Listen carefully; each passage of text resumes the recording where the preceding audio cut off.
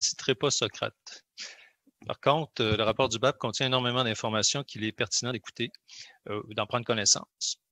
Les audiences ont été un moment très fort d'expression citoyenne. Quand même d'énormément de choses qui sont sorties de ces audiences. Un dialogue, un excellent dialogue, un ton et une sérénité qui sont extrêmement importants dans le cadre d'un projet aussi important que celui-ci et dont l'acceptabilité sociale est toujours un enjeu.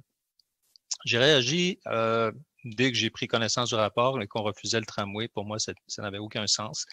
Et je me suis positionné rapidement à ce sujet. Toutefois, il y a d'autres aspects qui méritent notre intérêt. Et en ce sens, je rejoins le ministre des Transports, M. Bonnardel, sur la notion du tracé.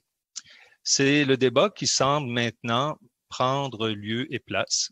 Il a mentionné cette notion d'interconnexion avec le troisième lien, information que nous attendons toujours, et cette notion de desserte des banlieues, c'est les fameuses banlieues. On a une définition qui semble évoluer, qui est très différente, mais en même temps, le rapport du BAP, comme l'a bien dit d'ailleurs M. Genet, qui l'a critiqué avec réserve et qui a quand même fait ressortir que pour lui, il y avait des aspects intouchables au tracé actuel. Par contre, on semble accepter que l'on puisse sacrifier une portion de la première avenue si ce n'est pas l'ensemble de la première avenue. Alors ça nous fait poser des questions sur l'ensemble de l'œuvre.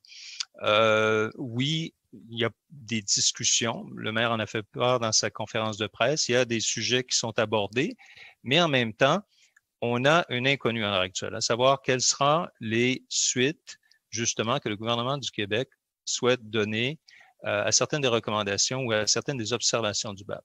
Alors, en ce sens, le rapport qu'a mis de l'avant le BAP fait état de divergences, de positions qui suscitent un questionnement qui est fort légitime, c'est bien les instances, dont celle du gouvernement du Québec. Donc, en ce sens, le rapport du BAP n'est pas un déchet. Au contraire, c'est l'expression d'énormément de points de vue et sur la façon de les émettre ou de les synthétiser.